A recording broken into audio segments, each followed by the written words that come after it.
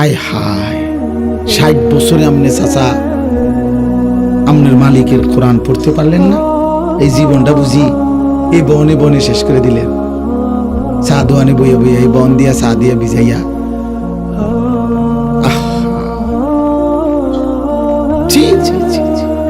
অসংখ্য বুড়া মানুষ হাইসা কি লাভ?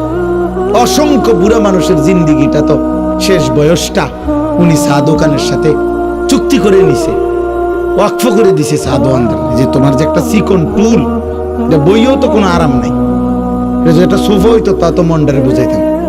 চিকন টুল এটার মধ্যে ঠিক মতো তো পিছনের সাইজ পুরোটা হাঁটে না। এইটার মধ্যে বিকাল 3টা বা 4টায় আইয়া বইয়ে এই যে আল্লাহর নাম লইয়া বইছে চাচা, রাত 9টা বাজে 10টা বাজে বাজ্জানের নাম। কি করেন চাচা এখানে বসে? কি করেন আপনি?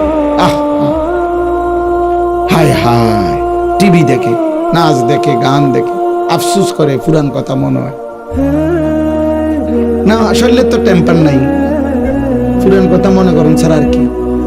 হ্যাঁ, যদি বলেন এভাবে বল, তারপরেও যদি কোনো বুড়া চাচার লজ্জা হয় তাইলে ওই লজ্জা তো আপনার নিয়ামত, আজ দুনিয়ায় যদি ফিরে যাইতেন। আমি এই জন্য বলছি চাচা, আপনা করে দইরা বলার মতো কেউ নাই।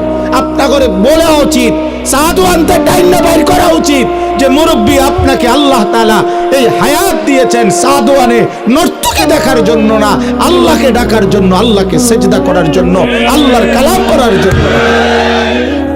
বুড়া বিয়া তুমি জীবনটারে বড় বেশি নষ্ট করে দিছেন, খামখেয়ালি করছেন, খামখেয়ালি করছেন।